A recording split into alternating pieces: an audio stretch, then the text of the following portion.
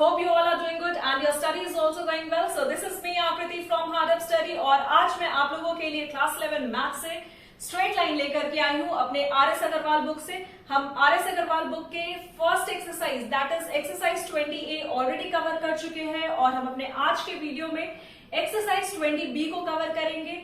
तो अपने आज के वीडियो में हम जो टॉपिक्स पढ़ने वाले हैं वो है slope of a line, slope of parallel line, slope of perpendicular line angle between two non vertical and non perpendicular line. डरने का बिल्कुल नहीं, ये सारे टॉपिक हम बहुत ही सिंप्लीफाई तरीके से पढ़ेंगे और हर एक एक क्वेश्चन में किस तरीके से आपके जो टेक्स्ट बुक के अंदर जॉइंट फॉर्मूलेज है ना, वो सारे फॉर्मूलेज को हम अपने क्वेश्चन में कैसे इंप्लीमेंट करेंगे वो सब कुछ सीखेंगे बस अपने इस वीडियो में। तो चलिए बिना टाइम को गवाए अपने वीडियो को शुरू करते हैं और सीखते हैं slope of lines.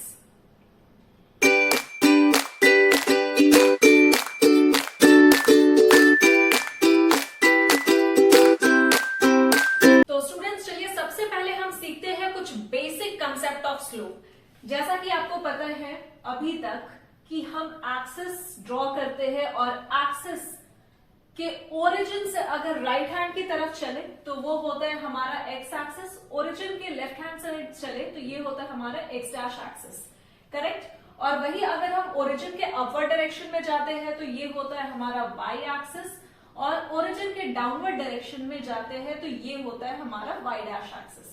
X axis की तरफ मतलब ओरिजिन के राइट हैंड साइड जो नंबर्स होते हैं वो क्या होते हैं, पॉजिटिव होते हैं। दैट मीन्स 1 2 3 ये जितने भी नंबर्स होंगे and so on is positive toward x axis. और वही नंबर्स जब हम एक्स डैश एक्सिस की तरफ आते हैं तो ये क्या हो जाते हैं, नेगेटिव हो जाते हैं। सेम अगर अपवर्ड डायरेक्शन में हम जाते हैं तो नंबर्स हो जाते हैं पॉजिटिव और ओरिजिन के डाउनवर्ड डायरेक्शन में अगर हम आते हैं तो नंबर हो जाते हैं नेगेटिव। आई होप आप सभी को इतनी चीजें पता होंगी। मैं एक और ड्रॉ करती हूं एक्सिस क्योंकि मुझे आपको कुछ इन दोनों एक्सिस पर बताना है, ठीक है। तो एक्स, एक्स डैश, वाई और वाई डैश एक्सिस, ठीक है। अब अगर इस एक्सिस पर मैं एक लाइन इस तरीके से ड्रॉ कर दूं, ठीक है, और इस लाइन का मैं नेमिंग कर रही हूं एज ए एंड बी, तो इस ए बी लाइन को मैं क्या बोलूंगी कि this A B line is nothing but a slope. इसे हम स्लोप कह सकते हैं, इसे हम ग्रेडियंट कह सकते हैं, इसे हम इंक्लिनेशन भी कह सकते हैं, ठीक है, इसे हम इंक्लिनेशन भी कह सकते हैं।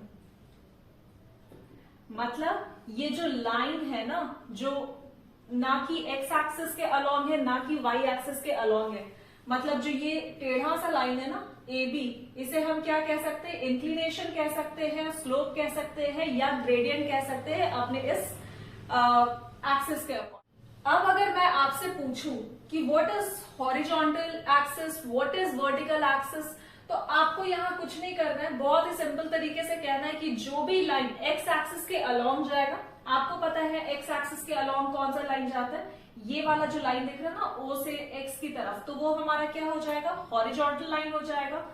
और vertical line that means O से वाई की तरफ जो लाइन जा रहा है, ये ऐसा लाइन जो है ना लंबा सा, दिस इज वर्टिकल लाइन। और ये वाला जो लाइन सोता हुआ चल रहा है this is called horizontal line, ठीक है।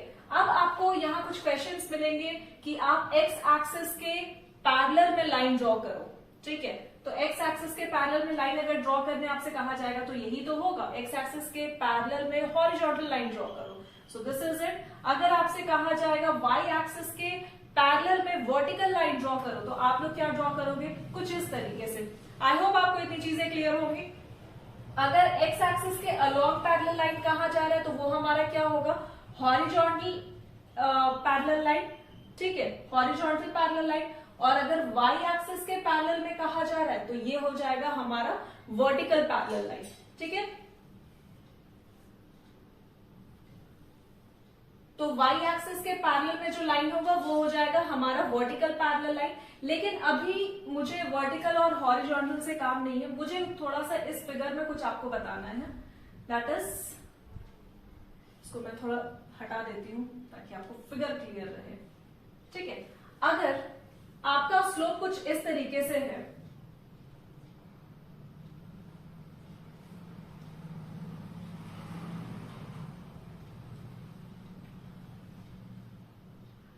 आपका स्लोप कुछ इस तरीके से है, ठीक है, और मैं एक थीटा डिग्री एंगल बनाती हूं इस लाइन के बाहर की तरफ, ठीक है, और यहां पर भी मैं एक एंगल ड्रॉ कर देती हूं, मान लो कुछ इस तरीके से, ठीक है। ये भी जो एंगल है वो थीटा डिग्री है, लाइन अभी भी सेम है, ये ए और ये बी, दैट मीन्स ये ए बी का स्लोप है इस एक्सिस के ऊपर, और इस एक्सिस पर हमारा ए बी का स्लोप ये रहा, जिसमें कि थीटा डिग्री एंगल फॉर्मेशन हो रहा है लाइन के बाहर की तरफ और यहाँ अंदर की तरफ। तो आप बताओ जो नंबर्स होंगे कौन से थीटा डिग्री एंगल पर पॉजिटिव होंगे और कौन से थीटा डिग्री एंगल पर नेगेटिव होंगे। तो बहुत ही सिंपल है, जिस स्लोप के बाहर की तरफ अगर आपका एंगल का फॉर्मेशन हो रहा है, मतलब ये वाला पार्ट, ये आपका क्या हो जाएगा, पॉजिटिव हो जाएगा। क्यों पॉजिटिव हो जाएगा, क्योंकि यहां पर जो थीटा का एंगल फॉर्म हो रहा है ये क्लॉकवाइज डायरेक्शन में है, ठीक है, ये है क्लॉकवाइज डायरेक्शन में, और जब भी आपका एंगल क्लॉकवाइज डायरेक्शन में हो तो नंबर्स हमेशा क्या होंगे, पॉजिटिव होंगे, और जब भी एंगल आपका इनवर्ट डायरेक्शन में हो तो नंबर्स, ये जो इनवर्ट डायरेक्शन है ना, यहां जो एंगल का फॉर्मेशन हो रहा है ये क्या हो रहा है, एंटी क्लॉकवाइज हो रहा है, क्योंकि देखो ये ओरिजिन से पहला चीज जो ये स्लोप का फॉर्मेशन हो रहा है ये किधर हो रहा है, ओरिजिन से लेफ्ट हैंड साइड की तरफ हो रहा है। तो सबसे पहले जो ये एंगल का फॉर्मेशन ही हो रहा है वो क्या हो रहा है, नेगेटिव हो रहा है। तो दैट मीन्स अगर एंगल का फॉर्मेशन नेगेटिव हो रहा है तो ये जो होगा एंगल वो क्या होगा, एंटी क्लॉकवाइज होगा।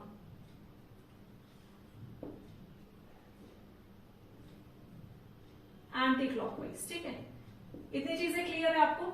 अगर ओरिजिन से बाहर की तरफ, ओरिजिन से एक्स एक्सिस की तरफ अगर एंगल का फॉर्मेशन है, so that is positive numbers with clockwise direction. And अगर ओरिजिन के बैकवर्ड साइड में, जैसे हम एक्स डैश एक्सिस कहते हैं, तो अगर स्लोप का फॉर्मेशन ओरिजिन के बैकवर्ड साइड पे हो तो एंगल हमारा क्या है, एंटी क्लॉकवाइज है, दैट मीन्स नेगेटिव है। तो आपसे अगर स्लोप पूछा जाएगा पॉजिटिव डायरेक्शन में तो आप क्या बोलोगे, स्लोप का जो फॉर्मेशन अगर पॉजिटिव डायरेक्शन में होगा तो दैट मीन्स जो थीटा डिग्री एंगल होगा वो क्लॉकवाइज होगा। अगर स्लोप का फॉर्मेशन नेगेटिव साइड में हो रहा होगा तो दैट मीन्स थीटा का जो एंगल का फॉर्मेशन है दैट इज ऑल्सो नेगेटिव। आपको इतनी चीजें क्लियर होंगी रिगार्डिंग स्लोप, ठीक है। अब आते हैं हम अपने इस डेफिनेशन पर। स्लोप ऑफ लाइन क्या कहता है, if theta is the inclination of non vertical line M is equal to tan theta then it is called slope of line. आप किस कंडीशन में बोलोगे कि ये जो लाइन है ये स्लोप ऑफ लाइन है, जब भी आपका एंगल का फॉर्मेशन, जो थीटा डिग्री एंगल का फॉर्मेशन हो रहा है वो इंक्लिनेशन, मतलब इस तरीके के स्लोप पे अगर ये जो लाइन है ना, ये भी, इसे हम क्या कह रहे हैं, इंक्लिनेशन, इंक्लिनेटेड लाइन कह रहे हैं। A B is a inclined line, और कहां पर में इंक्लिनेशन है इसका, तो नॉन वर्टिकल लाइन। वर्टिकल अभी आपको मैंने बताया कि वर्टिकल क्या है हमारा, ये y और y dash axis is vertical and horizontal line is x and x dash axis है ना। तो non vertical line that means x axis के अलॉन्ग में अगर हो रहा होगा तो हमारा जो यहाँ पर में स्लोप का फॉर्मेशन होगा वो हमेशा क्या होगा, m is equal to tan theta हो रहा होगा। दैट मीन्स उसमें परपेंडिकुलर इंक्लूड होंगे, उसमें बेस इंक्लूड होंगे, और जब भी कुछ इस तरीके से आपको दिखे m is equal to tan theta तो उस लाइन को हम क्या कहेंगे, हम उस लाइन को कहेंगे स्लोप ऑफ लाइन। आप इस लाइन को भी देख लो, यहाँ पर में ये y और 0 के बीच में अगर इसे हम कंसिडर करते हैं तो ये हमारा परपेंडिकुलर बनता है, और वही 0 से आई मीन o से x की तरफ अगर हम बढ़ते हैं तो ये हमारा बेस बनता है। सेम कंडीशन यहाँ भी, जब हम o से y की तरफ अपवर्ड डायरेक्शन में जाते हैं तो ये हमारा बनता है परपेंडिकुलर, और o से x डैश की तरफ जाते हैं तो ये बनता है हमारा बेस। मतलब हर कंडीशन में आपको tan थीटा का फॉर्मेशन होता हुआ दिख रहा है। यहाँ tan theta is nothing but perpendicular by base, और अगर आपको परपेंडिकुलर बाय बेस कंडीशन होता हुआ, मतलब परपेंडिकुलर बाय बेस है और उसके बीच में कुछ इस तरीके का एंगल का फॉर्मेशन है, ये लाइन आपको अगर दिख रहा है, स्लोप दिख रहा है, तो दैट मीन्स हम उसे क्या कहते हैं कि ये जो लाइन है ना ये कुछ भी नहीं बल्कि स्लोप ऑफ लाइन है। क्लियर है। और इस tan थीटा को हम रिप्रेजेंट किसके इक्वल करते हैं, तो m के इक्वल करते हैं। बस इतनी सी चीजें हैं। अगर आपको सिंपल सा चीज है, अगर पूछा जाए स्लोप ऑफ लाइन क्या है, तो आप सबसे पहले उस एंगल में ढूंढने की कोशिश करो कि वहां परपेंडिकुलर है, बेस है, और उसके बीच में जो हमारा हाइपोटेन्यूज का फॉर्मेशन है, वो लाइन हाइपोटेन्यूज का फॉर्मेशन हो रहा है या नहीं। अगर हो रहा है तो हम इसे इस तरीके के फिगर को हम बहुत ही स्ट्रेट फॉरवर्ड तरीके से कह देंगे कि ये हमारा स्लोप ऑफ लाइन है। आई होप आपको इतनी चीजें क्लियर होगी। अब बढ़ते हैं हम आगे कुछ क्वेश्चंस के साथ। स्लोप ऑफ लाइन के अंदर जो आपको क्वेश्चन देखने को मिलेंगे वो कुछ इस तरीके से है, find the slope of line whose inclination is, और कुछ डिग्रीज ऑफ एंगल दिए गए हैं आपको, ठीक है। तो यहां अगर आपको डिग्री दिए गए हैं तो आपको करना कुछ भी नहीं, आपको फॉर्मूला पता है, that is m is equal to tan theta, ठीक है। और tan थीटा का आपको वैल्यू क्वेश्चन में दिया गया है, that means tan 45 degree which is equal to m, तो ये हो जाएगा हमारा m का वैल्यू, ठीक है, और ये बनेगा हमारा आंसर। दूसरा है 60 डिग्री, तो again m is equal to tan 60 degree, ठीक है। और tan 60 का वैल्यू किसके इक्वल होता है, √3 के इक्वल होता है, तो आप बहुत ही डायरेक्टली लिख सकते हो कि ये होगा √3, m का वैल्यू इज इक्वल टू √3, ये बनेगा हमारा आंसर इस सेकंड क्वेश्चन का। ये रहा हमारा फर्स्ट क्वेश्चन। और थर्ड क्वेश्चन में कह रहा आपसे 180 डिग्री, ठीक है, मतलब थीटा का जो वैल्यू है वो इक्वल है 180 का। तो यहां हम क्या कर सकते हैं, सेम चीज, m is equal to tan,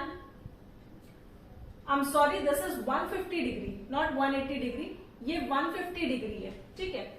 तो यहां अगर 150 डिग्री आपको थीटा का वैल्यू दिया गया है तो आप m का वैल्यू कैसे फाइंड करोगे, तो tan 180 माइनस 30 डिग्री आप कर सकते हो, करेक्ट।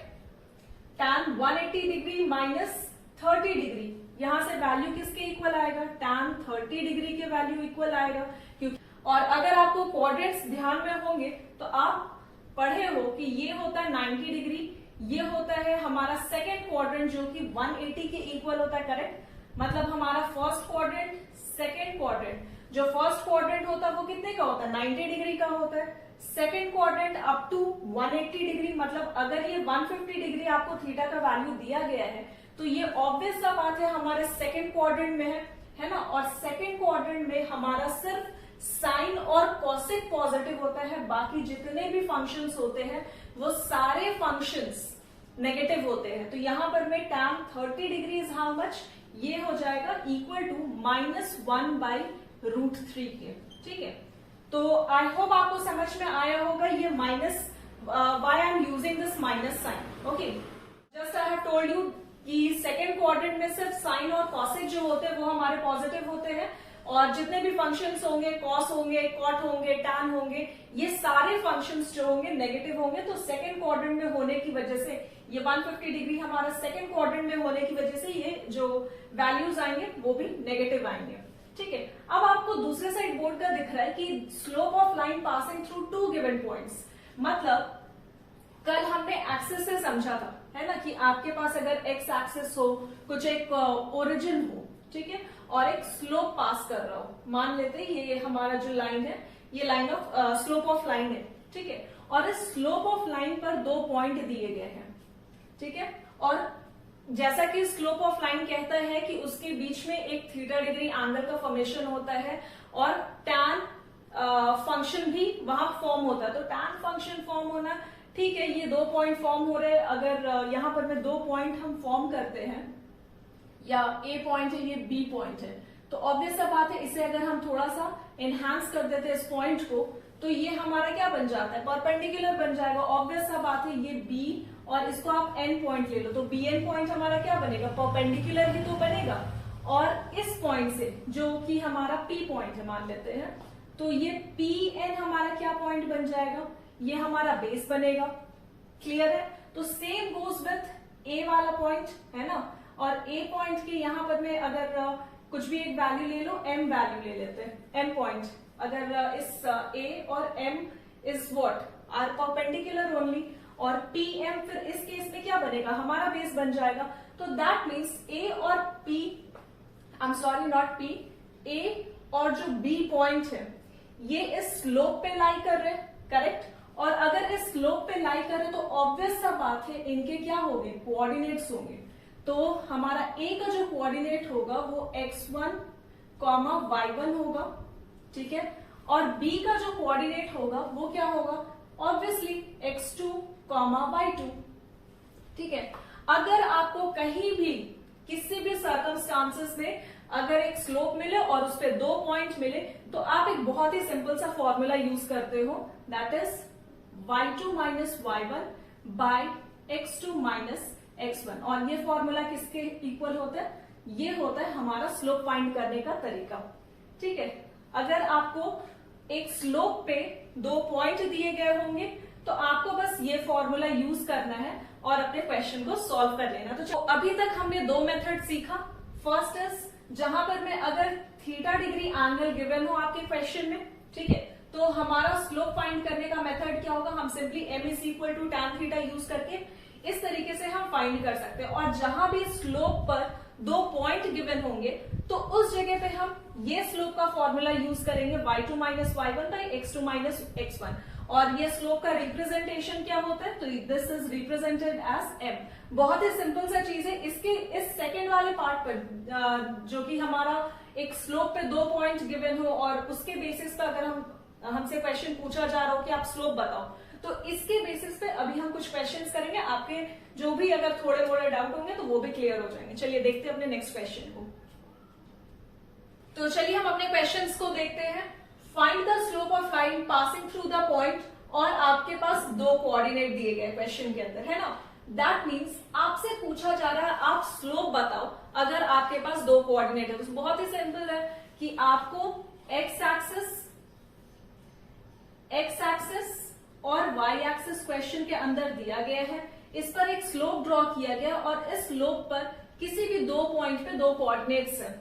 ऑब्वियसली अगर 2 पॉइंट है हमारा ए और बी, तो इस ए और बी पॉइंट का क्या होगा, कोऑर्डिनेट्स होगा। और इस कोऑर्डिनेट होने की वजह से आपसे पूछा जा रहा है कि आप स्लोप ऑफ लाइन बताओ। तो आप कैसे बताओगे, बहुत ही सिंपल है। आप एक्स इज स्लोप हम रिप्रेजेंट किससे करते हैं, एम से करते हैं। तो M is equal to y2 minus y1 by x2 minus x1। बहुत ही सिंपल तरीके से हम ये फॉर्मूला लिखेंगे और इस फॉर्मूला के बाद हम अपने कोऑर्डिनेट्स को, जो कि हमारा -2 और 3 है, ठीक है। फर्स्ट कोऑर्डिनेट इज -2 और 3, दैट मीन्स ये -2 हमारा x1 है और 3 का जो वैल्यू है वो कुछ भी नहीं, y1 का वैल्यू दिया गया है। और नेक्स्ट कोऑर्डिनेट इज 8, -5, ठीक है। तो 8 हमारा हो जाएगा x2 और -5 हो जाएगा y2। क्लियर। अब आप इन वैल्यूज को उठाओ और इसमें डाल दो। y2 का value is how much, -5 minus, according to formula this is minus, और y1 का वैल्यू इज हाउ मच, तो -3, ठीक है। x2 का वैल्यू कितना, 8, x1 का वैल्यू कितना, -2, ये फॉर्मूला का माइनस और कोऑर्डिनेट का वैल्यू इज -2, ठीक है। 5 - 3 is how much, -8 by 8, minus minus plus, so 8 + 2 is 10, ठीक है। आप इसको कैंसिल आउट करो, ये 4 ये 5, that means -4/5 is your answer for this question. और सेकेंड क्वेश्चन सॉल्व करोगे आप लोग और इसके आंसर आप लोग मुझे कमेंट सेक्शन में बताओगे। और अब चलते हैं हम आगे कुछ और क्वेश्चंस के साथ। तो चलिए स्टूडेंट्स, अब हम एग्जामिन करते हैं अपने 3rd और 4th type of slope, that is slope of parallel line और स्लोप ऑफ परपेंडिकुलर लाइन। अगर आपको क्वेश्चन में स्लोप ऑफ पैरेलल लाइन मिलते हैं या फिर स्लोप ऑफ परपेंडिकुलर लाइन मिलते हैं तो आप उस तरीके के क्वेश्चन को कैसे सॉल्व करोगे, उसके क्या कंडीशंस होते हैं। तो आइए, यहां आपको एक एक्सिस दिख रहा है, एक्स और वाई एक्सिस का, करेक्ट। और इस एक्स और वाई एक्सिस के अंदर आपको 2 लाइंस दिख रहे हैं, लाइन 1 एंड लाइन 2, करेक्ट। और ये दोनों लाइन आपको क्या दिख रहे हैं कि एक्स एक्सिस के ऊपर ये दोनों ही लाइन पर पैरेलल है, ठीक है। अगर ये दोनों ही लाइन पैरेलल है तो हम इसे क्या कह सकते हैं, L1 is equal to L2। भाई ये दोनों लाइन अगर पैरेलल है तो L1 जो होगा वो L2 के इक्वल होगा। अगर L1 इक्वल टू L2 होगा that means theta 2 is equal to theta 1, क्योंकि थीटा 2 जो हमारा वैल्यू है वो किसका वैल्यू है, L1 का वैल्यू है, और थीटा 1 जो वैल्यू है वो L2 का वैल्यू है। तो ये दोनों जो एंगल्स होंगे वो भी क्या होंगे, इक्वल होंगे। और अगर एंगल इक्वल होंगे, हम बात कर रहे हैं स्लोप के ऊपर, तो ऑब्वियस सा बात है ये जो एंगल होंगे इनके बीच में किस तरीके का एंगल का फॉर्मेशन हो रहा है, टैन का, है ना। स्टार्टिंग से तो अभी तक हम यही पढ़ते आ रहे हैं कि स्लोप अगर हम बात कर रहे हैं तो ऑब्वियस सा बात है वहां पर में सिर्फ और सिर्फ टैन का बात किया जा रहा है। दैट मीन्स यहां पर में tan theta 2 is equal to tan theta 1 बनेगा, करेक्ट। और अगर टैन थीटा 2 इक्वल है टैन थीटा 1 के इक्वल, तो दैट मीन्स बहुत ही सिंपल है, हम इसे लिख सकते हैं M2 is equal to M1। ये M2 और M1 क्या है, तो this is the M is the representation of slope. अगर M2 कहा जा रहा है,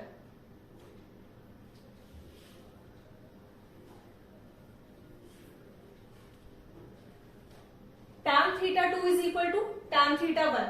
आई होप आपको ये क्लियर होगी। अगर tan theta 2 is equal to tan theta 1 है तो हम इसे क्या कह सकते हैं स्लोप के टर्म में, कि this is equal to M2 is equal to M1। M is the representation for slope, और अगर ये स्लोप का रिप्रेजेंटेशन M है तो ऑब्वियस सा बात है इस लाइन के ऊपर M2 का फॉर्मेशन हो रहा है, मतलब स्लोप 2 का फॉर्मेशन हो रहा, और इस लाइन के ऊपर, इस लाइन L2 के ऊपर M1 स्लोप का फॉर्मेशन हो रहा है। तो अगर जब भी आपको क्वेश्चन के अंदर पैरेलल प्रूफ करने कहा जाए या पैरेलल फाइंड करने कहा जाए, आपको करना कुछ नहीं, M2 is equal to M1 proof कर देना है, ठीक है। आई होप आपको ये क्लियर होंगी। चलिए अब देखते हैं slope of perpendicular line. Slope of perpendicular line के अंदर आपको अगेन कुछ एक्सेस दिए गए हैं जो कि एक्स और वाई एक्सेस के बेसिस पर है, और एक्स और वाई एक्सेस के बेसिस पर आपको एक ट्राइंगल बना दिए हैं दो लाइन के हेल्प से, ठीक है। आपका फर्स्ट लाइन है लाइन 1 दैट इज L1, और दूसरा लाइन है L2, और ये दोनों ही लाइन क्या कर रहे हैं, एक दूसरे को इंटरसेक्ट कर रहे हैं। अगर ये दोनों लाइन एक दूसरे को इंटरसेक्ट कर रहे हैं तो आप ऑब्जर्व करो कि यहाँ जो एंगल का फॉर्मेशन हो रहा है वो कितने का हो रहा है, 90 डिग्री का हो रहा है। That means this is a perpendicular line between both the lines L1 and L2 के बीच में यहाँ जो एंगल का फॉर्मेशन आपको दिख रहा है वो कितने का दिख रहा है, 90 डिग्री का दिख रहा है। तो आपसे पूछा जा रहा है कि इस L1 लाइन पर जो स्लोप का फॉर्मेशन हो रहा है वो कितना होगा, इस L2 लाइन पर जो स्लोप का फॉर्मेशन हो रहा है थीटा 2 ये कितने का हो रहा है। तो आपसे अगर इस तरीके का क्वेश्चन पूछे तो आपको करना कुछ नहीं, सिंपली क्या करना है कि क्वेश्चन के अंदर M1 अगर थीटा 1 है तो हम इसका स्लोप क्या लिखेंगे, ऑब्वियसली M1 लिखेंगे। और M1 हम जब परपेंडिकुलर का केस बन रहा है तो थीटा 2 जो हमारा सेकेंड एंगल बन रहा है सेकेंड लाइन पर, उसके लिए हम क्या स्लोप यूज करेंगे, M2 स्लोप यूज करेंगे, और इन दोनों को इक्वल कर देंगे -1 के, ठीक है। दैट मीन्स अगर परपेंडिकुलर है, अगर परपेंडिकुलर लाइन का फॉर्मेशन हो रहा है मेरे दो लाइंस को इंटरसेक्ट करने पर, तो दैट मीन्स वहां जो स्लोप होगा वो दोनों ही स्लोप क्या हो जाएंगे, मल्टीप्लाई हो जाएंगे, और जो वैल्यूज होंगे वो इक्वल टू 1 होंगे। ये आपको प्रूफ करना होगा क्वेश्चन के अंदर। तो अगर अभी 30% भी क्लियर ये चीज समझ में आ गए है तो that is more than enough. अभी जब हम इस तरीके के क्वेश्चंस को लेंगे ना, आपके डाउट हो जाएंगे पूरी तरीके से क्लियर। तो आप इसे नोट डाउन करो, फिर हम अपने दो और टाइप की तरफ चलते हैं, उसे हम लेंगे और इनके बेसिस पर हम कुछ क्वेश्चंस भी करने की कोशिश करेंगे। So please write down first. तो हमारा क्वेश्चन है, show that the line joining the point 2, -3 and -5, 1 is parallel to the line joining the point 7, -1 and 0, 3। तो आपको क्वेश्चन के अंदर ये जो पॉइंट्स दिए गए हैं ये पॉइंट्स किसके होंगे, ऑब्वियसली ये पॉइंट्स कोऑर्डिनेट है, ठीक है। अगर मैं ए पॉइंट का कोऑर्डिनेट लिखूं तो ये 2, -3 होगा, बी का -5, 1, सी का 7, -1, और डी का जो कोऑर्डिनेट बन करके निकलेगा दैट इज 0, 3, ठीक है। ये आपका सोल्यूशन पार्ट। तो आपको पता है ये जो 4 पॉइंट्स है, ये 4 पॉइंट्स के क्या दिए गए हैं, कोऑर्डिनेट दिए गए हैं। अगर ये 4 points A B C D के कोऑर्डिनेट है तो आपसे क्वेश्चन क्या कहना चाह रहा है कि आप प्रूव करो कि ये जो लाइन है वो पैरेलल है। और पैरेलल के लिए कंडीशन क्या है कि आपको M1 स्लोप इक्वल शो करना है M2 स्लोप के। अगर आप M1 स्लोप को M2 स्लोप के इक्वल प्रूव करते हो तो इसे हम पैरेलल कह सकते हैं। ठीक है, यही कंडीशन होता है पैरेलल के लिए। आप ए बी कोऑर्डिनेट को कैलकुलेट कर लो। ए बी का अगर मैं स्लोप फाइंड करना चाहूंगी तो कैसे होगा, यहाँ ए के कोऑर्डिनेट है, बी के कोऑर्डिनेट है। ए बी के कोऑर्डिनेट अगर आपको दिए जा रहे और स्लोप फाइंड करने कहा जा रहा तो आप कैसे फाइंड करोगे, ऑब्वियस सा बात है, y2 minus y1 by x2 minus x1।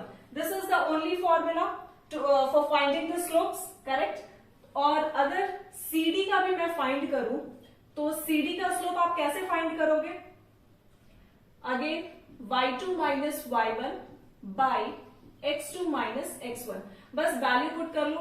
CD के केस में हमारा y1 क्या y2 क्या बनेगा, 3 बनेगा। So 3 minus and minus 1 which is equal to 1। ठीक है, minus minus is plus, so this is equal to 1 and x2 minus x1, x2 value is 0 minus x1 value is 7। ठीक है, ये आपका वैल्यू किसका निकल करके आ रहा है, CD का। 3 plus 1 is 4 and 4 by minus 7। आप 4 by minus 7 कभी जब भी आप मैथ्स में सॉल्व करते हो तो 4 by minus 7 तो हम नहीं लिखते, इसका नोटेशन क्या होता है, तो इसका नोटेशन होता है -4/7। नेगेटिव साइन कभी डिनोमिनेटर में नहीं होता। सेम अगर मैं ए बी स्लोप फाइंड करना चाहूं तो हमारे पास फॉर्मूला है, हमारे पास कोऑर्डिनेट है, बस वैल्यू रिप्लेस करो। y2 का वैल्यू कितना 1 माइनस y1 का वैल्यू इज -3 है ना, so minus minus is plus और 3। x2 का वैल्यू इज -5 माइनस x1 का वैल्यू इज 2। अगर आप इसे कैलकुलेट करते हो तो आपके पास वैल्यू कितना आएगा, 1 plus 3 is 4 by minus minus plus 5 plus 2 is 7 minus 7। Again -4/7 is the correct notation for AB। ठीक है, अब आप क्या देख पा रहे हो, आपके पास जो स्लोप निकला M1 और आपके पास जो स्लोप निकला M2, दैट मीन्स आपका M1 स्लोप क्या है, AB है, आपका M2 स्लोप क्या है, CD है, और ये दोनों के ही जो वैल्यू है -4/7 है। दैट मीन्स इसके बेसिस पे हम कह सकते हैं M1 is equal to M2। So this AB and CD is equal, और rather we can say this is parallel. I hope आपको ये क्वेश्चन समझ में आई होगी। मैं एक बार फिर से रिपीट कर दे रही हूं, आपके पास क्वेश्चन के अंदर 4 पॉइंट्स है। अगर 4 पॉइंट्स है तो उस 4 पॉइंट्स के कोऑर्डिनेट भी दिए गए हैं। ठीक है, और आपसे कहा जा रहा है कि आप पैरेलल प्रूव करो। और अभी हमने थोड़ी देर पहले डिस्कस किया था जब फॉर्मूला में कि पैरेलल के लिए कंडीशन क्या होता है कि स्लोप M1 जो होता है वो इक्वल होता है स्लोप M2 के, और वही परपेंडिकुलर के केस में क्या हो जाता है कि M1 into M2 मतलब M1 स्लोप, और अगर M2 स्लोप को हम मल्टीप्लाई करते हैं तो वो वैल्यू इक्वल टू -1 आना चाहिए। तो यहां हमें पैरेलल प्रूव करने कहा जा रहा था। That means M1 slope is equal to M2 slope. अगर दोनों ही वैल्यू सेम होंगे तो हमारा आंसर प्रूव्ड है कि ये जो वैल्यू है दोनों ही करेक्ट है, और ये जो हमारा स्लोप है दैट इज पैरेलल स्लोप। ठीक है, so note down this and then we will proceed further for the next question.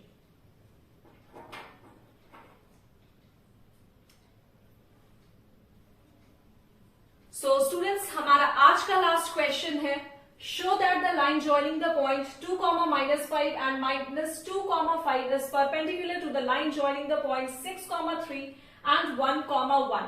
तो आपके क्वेश्चन में 4 पॉइंट्स दिए गए हैं और उस 4 पॉइंट्स में आपके कोऑर्डिनेट्स भी दिए गए हैं, और आपसे कहे जा रहे हैं कि आप उसे परपेंडिकुलर प्रूव करो। और परपेंडिकुलर प्रूव करने के लिए हमें एक कंडीशन पता है कि अगर स्लोप M1 into M2 मतलब अगर स्लोप M1 और M2 को अगर मल्टीप्लाई किया जाए तो ये जो वैल्यू होना चाहिए इक्वल टू -1 के इक्वल होना चाहिए।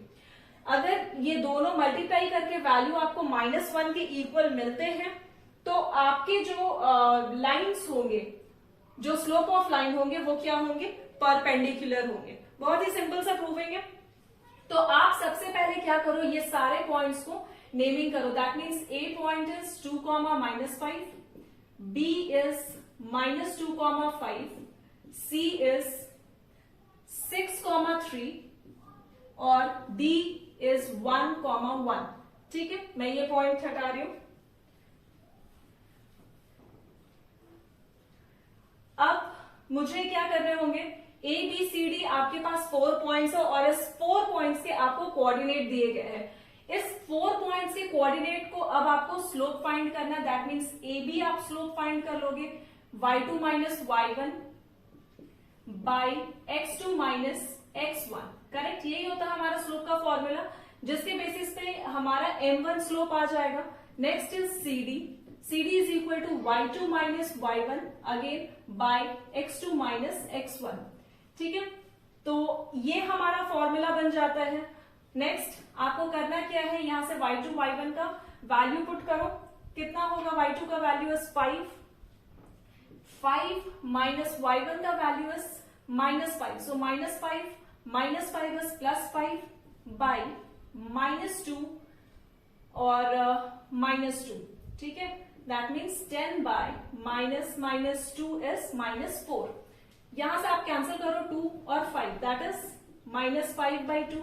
हम नोटेशन करेक्ट लिखेंगे क्योंकि 5/-2 एज अ डिनोमिनेटर में हम नेगेटिव रखते नहीं है, तो that means positive part numerator में चला जाएगा। So this is -5/2। अब अगर हम CD को सॉल्व करें तो ये जो दोनों पॉइंट दिए गए ना C और D, इनके कोऑर्डिनेट्स को अगर हम कैलकुलेट करें तो y2 का value is how much, so this is 1 minus y1 का वैल्यू इज 3 बाई x2 का value is how much 1 minus x1 का वैल्यू इज -6। ठीक है, तो ये किसके इक्वल हो जाएंगे, -2 बाई -5 के इक्वल। माइनस माइनस आप कर दो cancel, so the value is 2/5।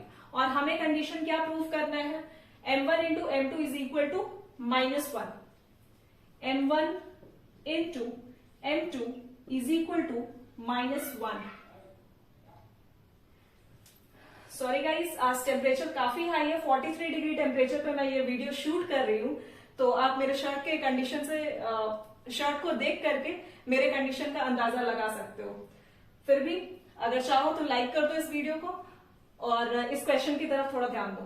m1 slope पर हमारा जो वैल्यू है दैट इज -5/2 और m2 स्लोप का जो हमारा वैल्यू है दैट इज 2/5।